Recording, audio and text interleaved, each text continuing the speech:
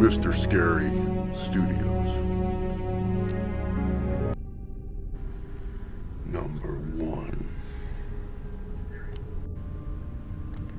When I was 13, I went through a bad rebellion stage. I was hanging out with much older people and was drinking all the time. So one night, my friend Tracy and her sister invited me to party with them. We were all pretty drunk, sitting in a parking lot talking to some guys we knew. Creepy guy pulls up in his beat up car and offers us all some whiskey. I was already fairly trashed, but like the other girls, we shared the bottle. Shortly thereafter, I passed out in the back seat of my friend's Chevy. This is where it gets bad. Mr. Creeper proceeds to U-button my pants and tried to put his hands down them. Tracy's sister, Shelley, grabbed him and said, "Leave her alone." This dude is like, "But she's cute as hell." Tracy was like, "But she's trashed and she's gotten not legal, so bug off." Well, anyways, the girls took me home. That's not the end, though. I delivered the area shopper at the time, and about a week later, Creeper saw me and started following me around as I delivered papers. He was yelling at me about how I have a great body and how gorgeous I am. He kept telling me if I'd just go for a ride with him, he'd make me feel so good. Well, even at 13, I was no idiot, so I booked it to the local police station where my uncle was an officer. Come to find out, this dude had done this before and was out on parole for sexually abusing another 13-year-old and raping another teenager. He was taken into custody. So, Mr. Creepy Dude, I hope you didn't make it out of prison again to mess with young girls again. Number 2. So, I'm a 22-year-old female, and I was about 19 when it happened. I lived with my dad and my grandma at the time. I've always stayed up late and never got creeped out or anything.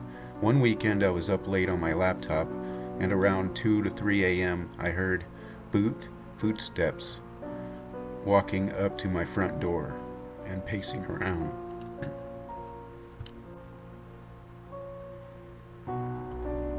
My bedroom was literally right by the front door. My bedroom window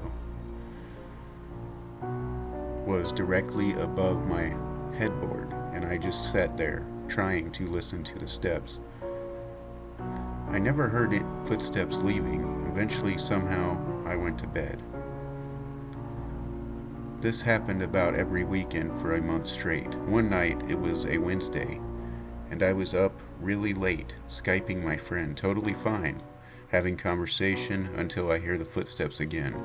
I told my friend and listened in on the steps, again with the pacing and not leaving. I was so damn scared, I didn't go to sleep that night. Pulled an all-nighter and went to work the next morning. After work, I moved all my stuff into the other room. Never heard the footsteps again.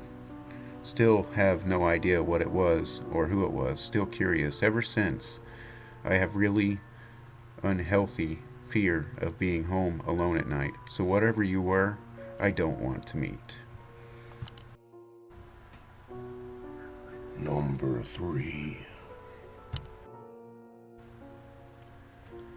Okay, so generally in my line of work, I'm by myself a lot. I work in a very well-known place, but my shifts are at night when no one else is in the office.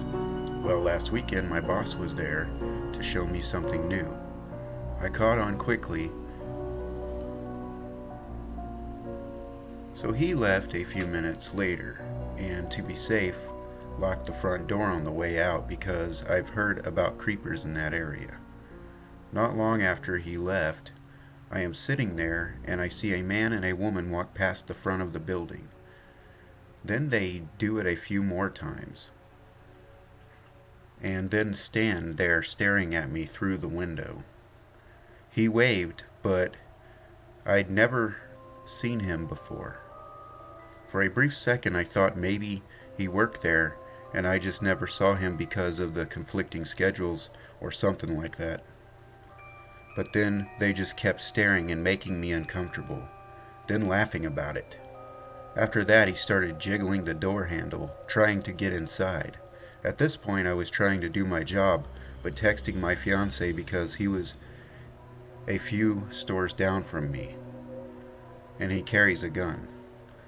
He came in for a bit to see what was happening, and we thought they'd left then because we didn't see them, so he left to go out on about his business. Once I was alone again, they came back and stood there for literally another hour, smoking and watching as I worked. What tipped me off is that they didn't work there, and was that there in the back entrance he could have totally came through if he'd known it was there. So creepy couple outside my workplace, let's not meet again. Number 4.